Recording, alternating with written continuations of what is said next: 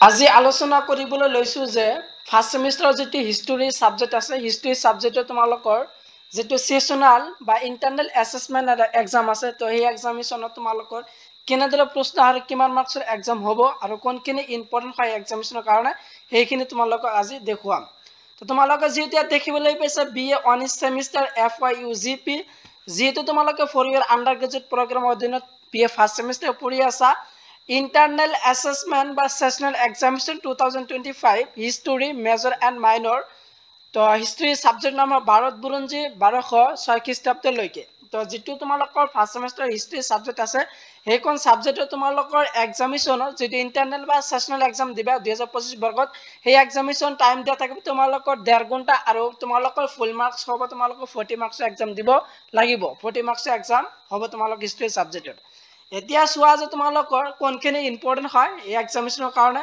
তো এক নম্বৰত যেটো তোমালোকে দেখিবলৈ পাইছা তলৰ যিকোনো 7টা প্ৰশ্ন উত্তৰ লিখা 1 * 7 = 7 এক মাৰ্কত তোমালোকে 7টা প্ৰশ্ন তোমালোকে লিখিবলৈ লাগিব লিখিবলৈ আহিব তো এক মাৰ্কৰ কাৰণে এইবিলাক আছিল ইম্পৰ্টেন্ট যেনে এ নম্বৰটো ভাৰতৰ প্ৰাচীনতম সাহিত্য কি তো ঋগ্বেদ হল ভাৰতৰ প্ৰাচীনতম সাহিত্য বি নম্বৰটো দি আছে যে মহেঞ্জোদাৰো শব্দৰ অৰ্থ কি ইয়াৰ আনসাৰটো দিয়া আছে যে মৃত্যুকৰ টিলা আৰু সি নম্বৰটো আছে সংঘ বংশৰ প্ৰতিষ্ঠা কোন ইয়াৰ উত্তৰটো দিয়া আছে পুষ্যমিত্ৰ সংঘ কনিষ্ক কেতিয়া সিংহাসন আৰম্ভ হৈছিল ইয়াৰ উত্তৰটো হল যে খ্ৰীষ্টাব্দ 78 চনত তাৰ পিছত ই নম্বৰটো যে কাক ভাৰতীয় নেপোলিয়ন বুলি কোৱা হয় সমুদ্ৰগুপ্ত তো এনেধৰণৰ প্ৰশ্ন তোমালোকে সেশনাল এক্সামিনেশনত পাবা এইবিলাক ইম্পৰ্টেন্ট হয় তোমালোকৰ সেশনাল বা ইন্টাৰনেল অ্যাসেসমেন্ট এক্সামিনেশনৰ কাৰণে এইবিলাক শিকি যাবা হিষ্টৰী যিখন সাবজেক্ট আছে বা বিষয় তাৰ পিছত এফ নম্বৰটো দিয়া আছে যে চতুৰ্থ বুদ্ধ মহামেল কত অনুষ্ঠিত হৈছিল আৰু উত্তৰ দিয়া আছে কাশ্মীৰৰ কোনডুল বনত জি নম্বৰটো দিয়া আছে যে হেকৰজন মৌৰ্য সম্ৰাট কোন আছিল আৰু ইয়াৰ উত্তৰটো হ'ল যে বৃহৎ হৰ্ষচৰিত কোন লিখিছিল বানবন্তই লিখিছিল তাৰপিছত তোমালোকৰ আই নম্বৰতে আছে অৰ্থশাস্ত্ৰৰ ৰচয়িতা কোন আছিল ইয়াৰ উত্তৰটো হ'ল যে কৌটিল্য চাণক্য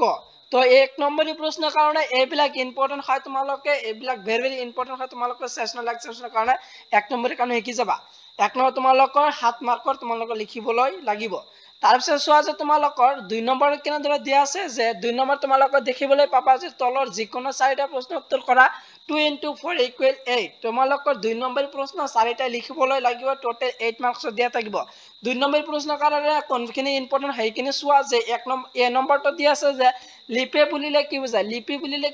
কি বুজা ভেৰি ইম্পৰ্টেন্ট হয় উত্তৰটো হল যে লিপি হল লিখিত ভাষাৰ প্ৰকৃতিক ইয়াৰ সময়ত আমি আমাৰ মনৰ ভাৱ লিখিত ৰূপত প্ৰকাশ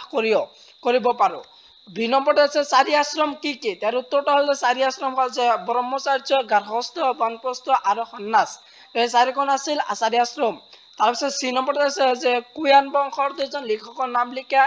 এটা হল যে প্ৰথমতে আছে অশ্বপ ঘোষ আৰু চৰক আছিল কুয়ান বংশৰ দুজন লিখকৰ নাম এইবিলাক প্ৰশ্ন তোমালোকে 2 নম্বৰী কাৰণে ভেৰি ইম্পৰ্টেন্ট হয় তোমালোকে ইন্টাৰনেল বা সেশনাল এক্সাম যেটো তোমালোকৰ ফাৰ্ষ্ট সেমিষ্টাৰ যেটো তোমালোকৰ হিষ্টৰী সাবজেক্ট আছে সেইখন বিষয়ৰ এইবিলাক আছিল ইম্পৰ্টেন্ট তাৰপিছত নেক্সট প্ৰশ্নটো দি আছে যে খড়গপুৰৰ সমসাময়িক কামৰূপৰ ৰজা কোন আছিল আৰু আছে ভাস্কৰ্য বৰ্মন আছিল বাৎসয়নে কি ৰচনা কৰিছিল কামসূত্ৰ তাৰপিছত এক নম্বৰটো আছে হেকটত আছে গৌতমীপুত্ৰ সাতকৰ্ণী কোন আছিল আৰু আনসাৰটো হল যে গৌতমীপুত্ৰ সাতকৰ্ণী আছিল সাতবাহন বংশৰ এজন মহা শাসক তো ইয়াৰ পৰা তোমালোকে এফ লৈ তোমালোকে 2 নম্বৰীৰ কাৰণে এইবিলাক আছিল ভেৰি ইম্পৰ্টেন্ট হয় তোমালোকে সেশনাল এক্সামৰ কাৰণে শিকিবা 2 নম্বৰ প্ৰশ্ন তাৰ পিছত সোৱা যে তোমালোকে 3 নম্বৰ প্ৰশ্ন কেনেদৰে থাকিব চমুটকলৈকে যিকোনো 3টা 5 * 3 = 15 তোমালোকে 3 নম্বৰ প্ৰশ্ন দেখিবলৈ পাবা যে চমুটকা তো তোমালোকৰ চমুটকা লিখিবলৈ আহিব যিকোনো 3টা লিখিবলৈ আহিব 5 মাৰ্কৰ 3টা লিখিব লাগে তো চমুটকাৰ কাৰণে তোমালোকে শিকি যাবা যে এক নম্বৰটো আছে বৃহৎ চানানগৰ তো বৃহৎ চিনানগৰ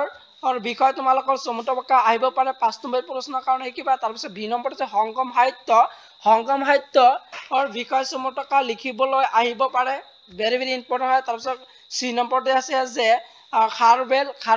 আৰু এনসাৰখিনি তোমালোকে চাই ল'বা যেহেতু ইয়াৰ এনসাৰটো ভালদৰে তোমালোকে ইয়াত দিয়া আছে তাৰপিছত দিয়া আছে 2 নম্বৰটো আছে গান্ধীৰ শিল্পীৰ বিষয় আহিব পাৰে তাৰপিছত দিয়া আছে পুষ্যমিত্ৰ সংঘ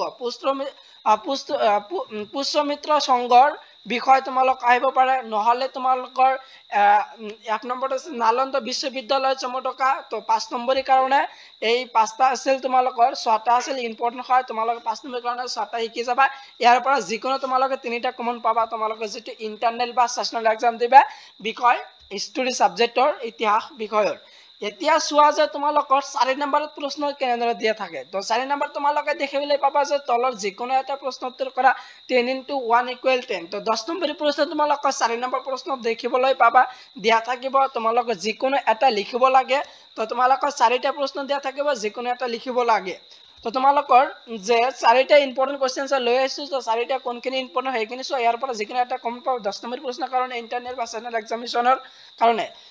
এ নম্বৰটো আছে প্ৰাচীন ভাৰত বুৰঞ্জীৰ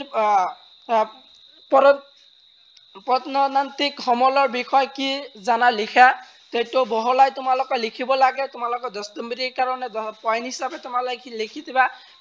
বি নম্বৰটো আছে যে কুখান সৃষ্ট কনিষ্ক বিষয় বৰ্ণনা কৰা সি নম্বৰটো আছে গুপ্ত যুগক কিয় ভাৰতীয় ইতিহাসৰ সোণালী যুগ বুলি কোৱা হয় আলোচনা কৰা ডি নম্বৰটো আছে হৰবন্দনৰ কীৰ্তিত্বৰ বিষয় বৰ্ণনা কৰা এই সৰ্বমুঠ তোমালোকৰ 4টা প্ৰশ্নৰ ভিতৰত যিকোনো এটা তোমালোকে পাই যাবা 10 নম্বৰ প্ৰশ্নৰ কাৰণে যেটো তোমালোকে সেশনাল বা ইন্টাৰনেল এক্সাম দিবা হেখন এক্সামিনেশনত পৰীক্ষাত তোমালোকে 4টাৰ ভিতৰত যিকোনো এটা তোমালোকৰ পাবা তোমালোকে 10 নম্বৰৰ কাৰণে 4টা শিকি যাবা তো এইখিনি আছিল তোমালোকৰ যেটো ইন্টাৰনেল বা সেশনাল এক্সামিনেশনৰ এক্সাম আছে হিষ্টৰী তো হিষ্টৰী এইবিলাক আছিল ইম্পৰ্টেন্ট হয় তো বিএ ফাৰ্স্ট সেমিস্টাৰৰ যেটো হিষ্টৰী সাবজেক্ট আছিল ইন্টাৰনেল বা সেশনাল হেতু তোমালোকৰ 40 মাৰ্কছৰ এক্সাম দিব লাগিব 1 নম্বৰ তোমালোকৰ 7টা প্ৰশ্ন দিয়া থাকিব 2 নম্বৰ দিয়া থাকিব 4টা টোটাল 4টাৰ 8 মাৰ্কছৰ আৰু তোমালোকৰ 3 নম্বৰ দিয়া থাকিব 5 মাৰ্কৰ 3টা লিখিব লাগিব টোটাল 15 মাৰ্কছ আৰু তোমালোকৰ 10 নম্বৰ প্ৰশ্ন 4 নম্বৰ দিয়া থাকিব যিকোনো এটা লিখিব লাগিব সৰ্বমুঠ তোমালোকৰ 40 মাৰ্কৰ এক্সাম দিব লাগিব যেটো ইন্টাৰনেল বা সেশনাল এক্সাম দিবা তোমালোকৰ হিষ্টৰী বা ইতিহাস সাবজেক্টৰ তো ভিডিওটো তোমালোকৰ ভাল লাগিলে ভিডিওটো লাইক কৰি দিবা আৰু তোমালোকৰ বন্ধু-বান্ধৱীৰ লগত বেছি বেছি শেয়াৰ কৰি দিয়া নেক্সট তোমালোকৰ আলোচনা কৰিম যে এডুকেশ্যন সাবজেক্টৰ